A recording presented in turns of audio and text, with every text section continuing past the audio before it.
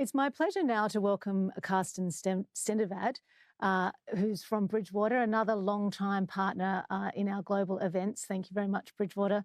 Carsten joined Bridgewater in 2017 and serves as the Co-CIO for sustainability, overseeing Bridgewater's overall sustainable investing efforts, including the design and oversight of investment solutions with both financial and sustainability impact objectives. He's also a member of the operating committee and co-chairs the firm's Sustainable Investing Committee. I'm sure many of you will know Carsten also from his role previously as CEO of ATP, Denmark's national pension plan. Now I'd like to welcome Carsten. Thank you. Nice to see you, and you're joining us from Connecticut. How are things with you, Carsten? Things are very well here. It's great to be with you. Great, thank you. Now, look, I want to start in maybe a little bit of an unconventional manner when we're talking at a sustainability conference, but I want to look at the evolution of sustainable investing and perhaps to do that, look at some of the critiques that in recent weeks, there's been quite a few public criticisms of ESG investing, and I think many of those arguments need unpacking and they're worth addressing. There's been a long article I'm sure many people have seen by Tarek Fancy, who's the former head of sustainability investing at BlackRock. There's a more succinct critique on the back of Tarek's article from Robert Armstrong in the Financial Times, and both of those articles are on our content hub. And so some of those arguments put forward have been discussed many times in ESG. So, why should corporate CEOs be responsible for the world's problems? And divestment doesn't really work. But I'm interested in unpacking some of the others and some of these and other critiques, Carsten, with the idea that looking at critiques actually helps us to address some of the kind of fuzzy problems perhaps that are around ESG and could be potentially a catalyst for the industry to actually become more focused and around processes and behaviours and intentions. So with that, what are your observations of the critiques that you've seen in recent weeks and over many years? I'm sure that you've been doing this. Can you give us a summary of what you think some of the important lessons from those criticisms have been? Well, absolutely. Here at Bridgewater, we love negative feedback. So I really appreciate you diving straight into the current debate about the criticisms on ESG investing. Of course, there are many aspects to this debate, but to me, the two most interesting questions raised by the critics really relate to the fundamental linkages with respect to ESG investing in two regards. One is really, does ESG investing really matter for the financial performance of a portfolio? And I think the second question is, does ESG investing really have any impact? Does it really contribute to real-world sustainability outcomes? Those, I think, are the two, most important questions posed by the critics. And I believe the critics are right in pointing out that too often, ESG practitioners have put forth fairly simplistic arguments on these two questions. And I really think as an industry, we would all benefit from listening to the critics, sharpen the arguments, and strengthen our approaches. If I try to unpack it a little bit, let me start with the first question around ESG and returns. Many ESG investors, what they will say is that the only reason why they care about ESG is because it helps them make investment decisions, it helps them boost returns or lower risk. So that leads to the question, is that really true? Does ESG issues really matter that much for returns? Many investors will say emphatically yes, and they'll say things like ESG stocks will outperform, or other such somewhat, in my mind, too simplistic statements around the linkages. I think the answer is a bit more nuanced, which is sometimes, to some degree. I mean, there are certainly cases where ESG issues are very important for the financial performance of an asset, whether it's in equities or in other asset classes. But there are also cases where the impact of ESG is more marginal. Sometimes it's even neutral. In fact, sometimes it may even be negative. And I think being very honest and analytically clear about what that impact is, I think is critical for the credibility of ESG investing. And I think in particular, a really relevant question is, what do you do in situations where taking ESG considerations into account may not actually boost returns? What if it's orthogonal? How do you deal with that? And to me, this raises the first most important assignment for anyone who cares about ESG investing, which is to be crystal clear about your investment objective. Is it really true that you only care about risk and return? Because if so, by all means, analyze all ESG issues and other relevant issues. But then, in a way, the chips should fall where they fall. Like, then you should really optimize for risk and return. And don't get into kind of like nutty arguments around justifying ESG decisions if they're not really leading to better returns. So either if you only care about risk and return, great, then pursue ESG in that regard. Or maybe you actually have non-financial objectives. Maybe you actually have sustainability-oriented objectives. If so, say it clearly. And I think it's especially important for asset owners to be very clear about that. Because if you're clear about that, if you're clear about what your investment objectives are, it's much easier to start to engineer portfolios, to build out investment processes to account for that. So for me, at its core, I welcome this critique, and I think it really highlights, of course, many other aspects, but most importantly, for folks who do ESG investing to be crystal clear about why they're doing it, and then to be clear around what is the impact it has on portfolios and, of course, on real-world outcomes. Thank you, Carsten. We'll get into a little bit more detail about what you're saying in a moment, but I also want to bring a guest on to have a discussion about this particular, these critiques and this, honing in on processes and purpose. And that's Jaap van Dam. I want to bring him into the conversation now. And Jaap is the Director of Strategy at PGGM, which is a 268 billion euro investor, the second largest pension fund in Europe, and one of the leading investors in sustainability, and has been for a long time. So welcome to you, Jaap. Thank you for being here. So what's your view on what the critiques are saying and what Carsten's saying in terms of, these critiques can actually lead us to be better, to be more focused about processes and purpose. And as part of that, should asset owners have a purpose? Should they be actually articulating what their purpose is beyond investment returns?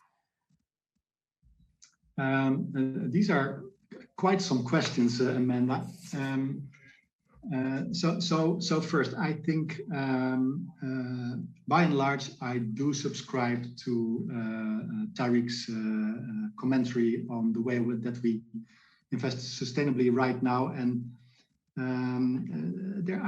I tend to agree on the fact that there's a lot of naivete probably involved there, and congratulating ourselves that we are really doing a great job when it comes to being sustainable. So this is very good, but I'd like to put it in an evolutionary perspective. So I think collectively we are on a journey to improve here. And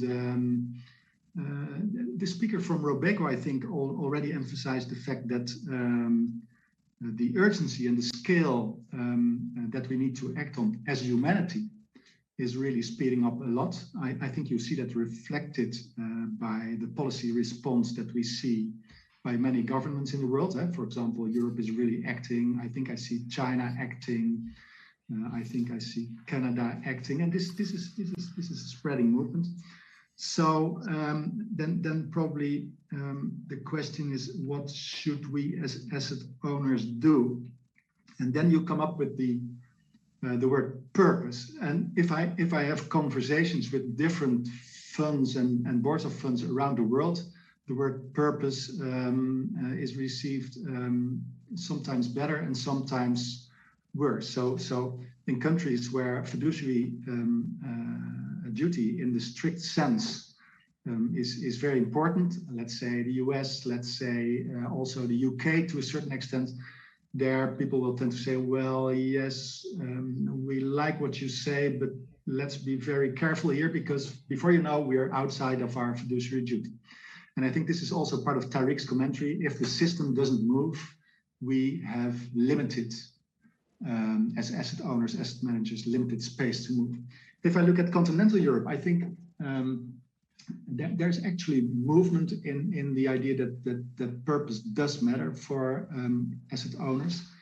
And also that I would like to formulate as a continuum. So why don't we start saying, okay, we used to be 100% risk return, so two-dimensional. And why don't we add a little weighting to the purpose, to the impact side? So let's make it 95-5 or 90-10, and let's see what happens to our portfolios. And then I think that will give a lot of good experience and things to think about when going further. But I fully agree to Carsten when he says boards, asset owners should be crystal clear about what they're trying to achieve, what their objective is. Otherwise, you will get all these very difficult conversations about ESG and impact, etc. So let's assume that happens and an investor is very, very clear about moving from 2D to 3D, and they want to have this 3D being impact, risk and return. How do you do that? How do you build that investment discipline? Carsten, let's start with you. Well, first of all, I think that is such an important first step to have done. And I think I see more and more institutional investors doing it. I think, of course, Jaap is a great leader in this world, but we really see it around the world. If you think about all the net zero commitments that are being made, they effectively are examples of elevating impact alongside returns. After all, and asset owners are not saying we will take a net zero commitment as long as it improves our financial returns. They're saying we are taking a net zero commitment, full stop.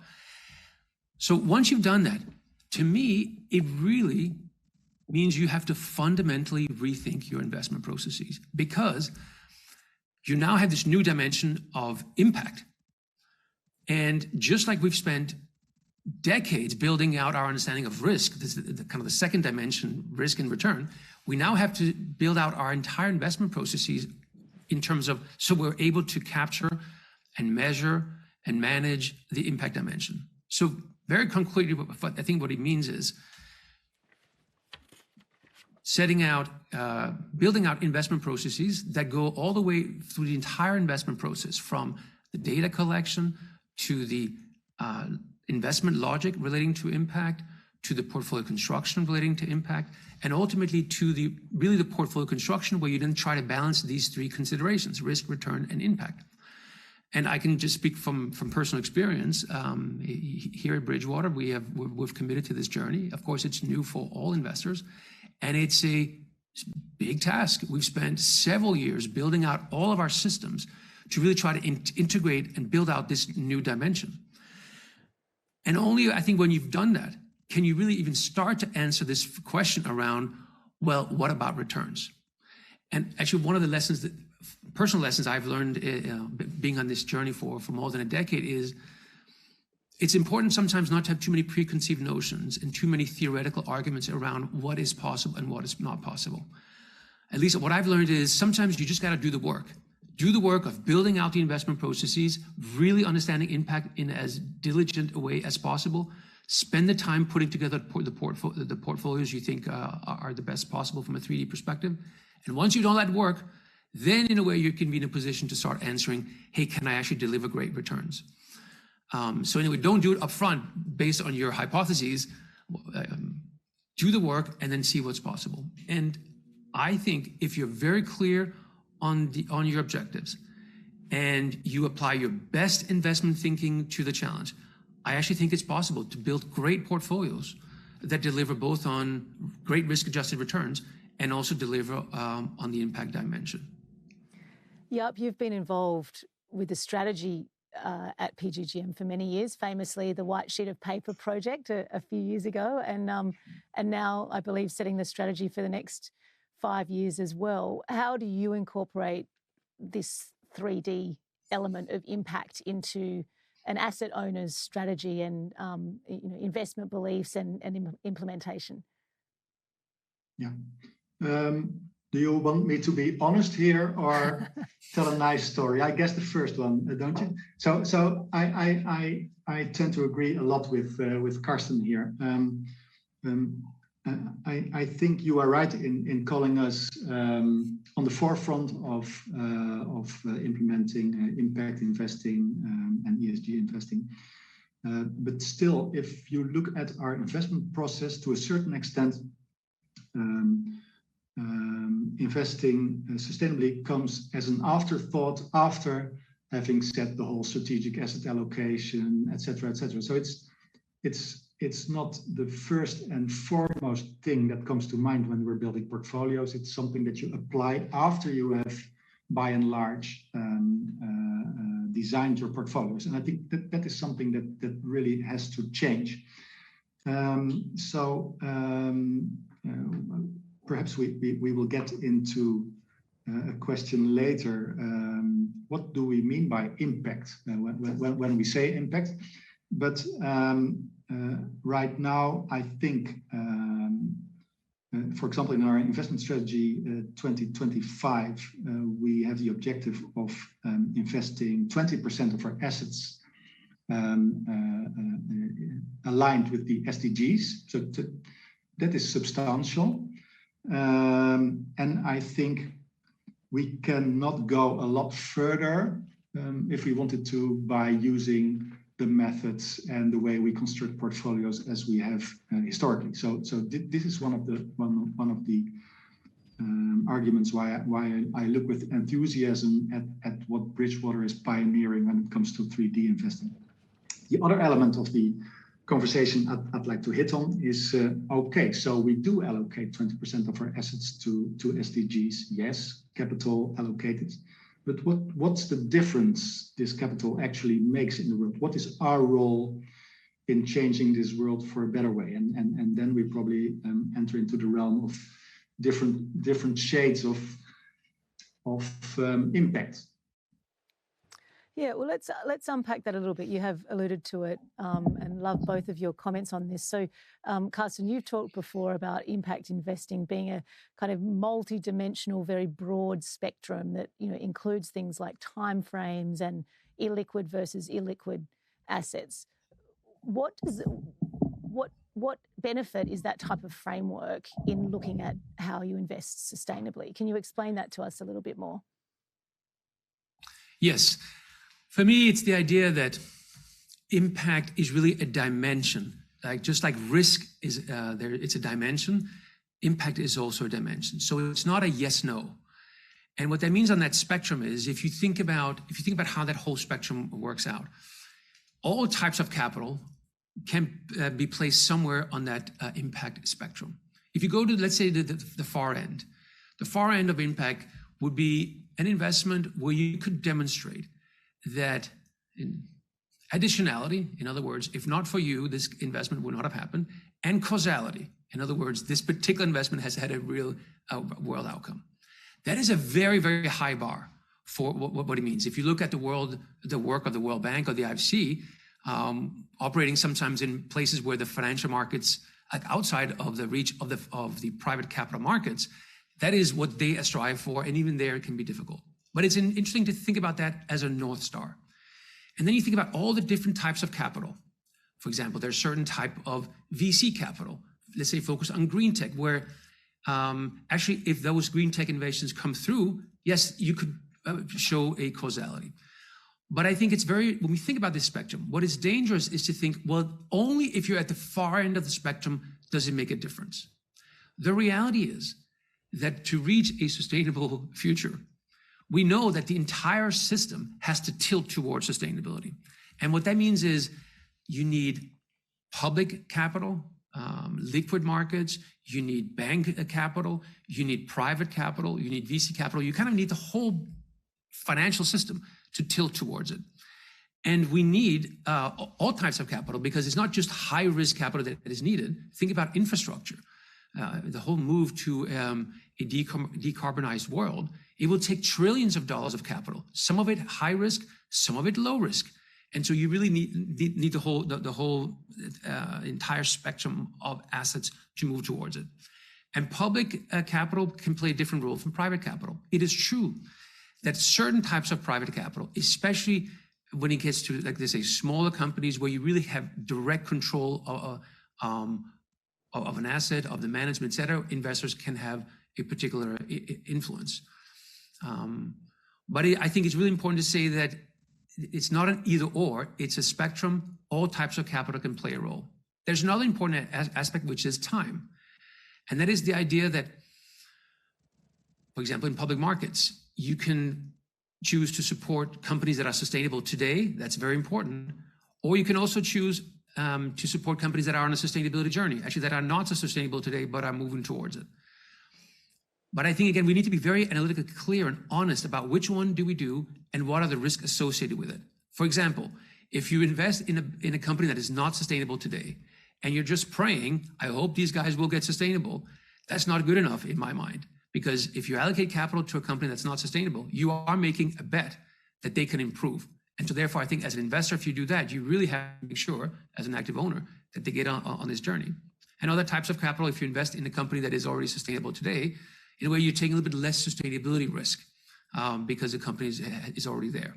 My main point is to say that I think all types of capital, private and public, if you really think through this impact dimension and you think about how does it impact me, how can I change my investment processes to tilt into to impact, I think that is what's needed for more sustainable outcome for the world.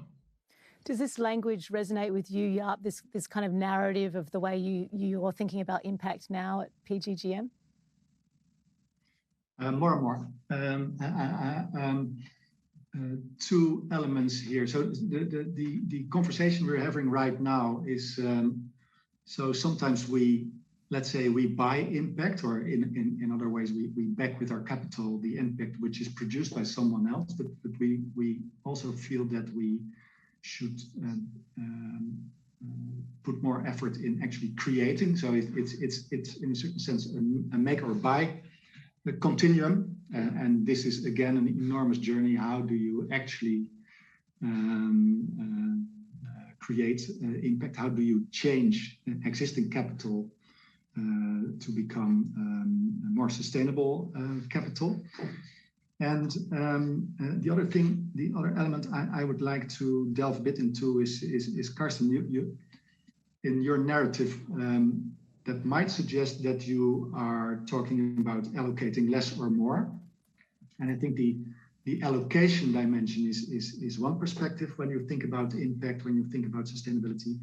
The actual interaction you have with the capital owner is another one. So then we're talking engagement, probably if done collectively, or stewardship if done individually. And I think by and large, as asset owners and as investment management industry, we are very much under investing in this way of really changing the companies in whose capital we invest. So this is also a very big theme for us going forward.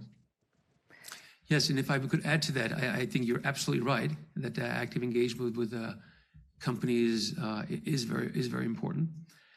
I think, in fact, investors can even broaden the notion of what it means to have active engagement beyond just the companies you're invested in. Obviously, that's important, but to the other parts of the financial system that you touch. I'll give you one example. The way we invest at Bridgewater, it's a very fundamental and systematic way of doing it. We rely a lot on different sources of data. So it's very important for us to support the ecosystem, data ecosystem that's emerging around sustainability data. A lot has happened already, which is good, but much more needs to happen. So, for example, I view it as an area where we really can engage with the data companies, not just criticize them, but engage and say, work with them to figure out how can we improve the data? How can we create data that is done in a form that actually will feed in or be able to be used in our investment systems? And I think there's lots of areas in the world of sustainability. Take the issue of modern slavery. It's a very important topic around the world. It has linkages both to green investing and to many other topics. It's an area where people can agree that it's important, but the data is very bad. So if an investor has to take that into account, we need to engage not just with data providers, but also with NGOs and others to see collectively how can we improve our understanding of this topic. I would view that as a great example of kind of collective engagement in the financial community that I think certainly I'm excited about, and I think will lead to is like an example of a public good that all investors can then use. So, Carsten, with everything that we've said on this panel, given that our listeners and our delegates at this conference are large institutional investors, is impact investing something that can be done at scale? Yes, I think it can be done at scale, and I think it must be done at scale. Personally, I have no interest in small niche demonstration portfolios in a small part of a portfolio that you can talk about in a conference like this or at a cocktail party. I don't think it makes any difference. I think the real question is, how do you actually move the entire financial system? And this is why I think it's so important that when we think about this impact, that we think about this notion of the impact spectrum, and we think about how each type of capital that we're involved in, how can you tilt it? So it means not just equities, it means fixed income. Let's think about commodities and how exposures to commodities, how that can be done in a sustainable way. You really think about all types of capital. Ultimately, when you start pursuing this, let's call it total portfolio approach to 3D investing, I think it's difficult, I think it's exciting, but ultimately I think that is what's needed for a sustainable future. And I think it's possible. We've got a question from our audience from Roger Irwin from Willis Towers Watson, who I'm sure you both know. Doesn't the 3D mandate need to keep score on return and impact in parallel and integrated ways, not optimized ways? Are we trying to be too quantitative? Who'd like to have a turn at that? Carsten. So the way I think about the question is, when we say 3D, we almost imagine this cube where the axes are completely orthogonal. And I think the question here really is saying it's not always orthogonal. In fact, sometimes the impact dimension can support returns. And so I think you're absolutely right that we should be analytically clear about that and say there are certain circumstances where, yes, in fact, integrating ESG and thinking about the impact dimension may contribute to returns. And that, of course, is the best of all worlds. My main point is to say it's not always the case. And sometimes it is orthogonal. It might sometimes even be going in opposite directions. And we should just be clear on which one that it is. But certainly, if you can find an investment that creates great returns while also delivering impact, I mean, that's, of course, the best of all worlds. And we should certainly pursue those ones. But I think it's also relevant to think about how, again, the overall capital can be tilted towards impact, even if there's not a direct positive impact on returns. And there the key point is that if you build out your portfolio construction capabilities well enough, I think it's possible to put together portfolios where you really can deliver on all these dimensions, where you don't have a return give up of any significant magnitude. Jaap, would you like to comment on Roger's question? Can I jump in? In general, I think we are probably, as an industry, we have a bit over-engineered our portfolios and trusted model outcomes a bit too much. And sometimes this model reality replaces our view on the actual fundamental reality behind that reality. So I'm trying to, but all these toolboxes with their outcomes, with their guidings of how to construct a good portfolio in all three dimensions are extremely valuable. But I'd like to supplement it with careful thinking and understanding of the world behind it, and also having let's call it a vision on what a sustainable world would look like. And for example, the SDGs help us to think about that, I think. We've got time for one last comment, and I just want to ask a little bit cheeky, but this is the very beginning of our journey for this sustainability conference. We've got lots of sessions coming up. What would you recommend that investors listen for in the coming sessions? What should they, and that goes for any conversation they're having about sustainability, how should they be listening for what people are saying? Carsten, start with you. Well, I would suggest you start by listening carefully for whether people are clear on this whole 2D versus 3D. Are they clear about why they're pursuing the ESG? I think that's a very important first question to listen to.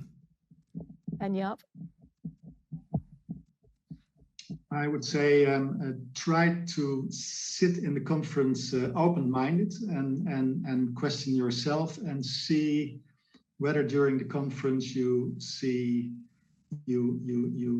find tools or methods that can really help you doing better what you probably intend to do. Well, Carsten and Jaap, very nice to spend time with you. Thank you for your leadership and thank you for sharing your thoughts with us today. Really appreciate it. Thanks for having us. Amanda.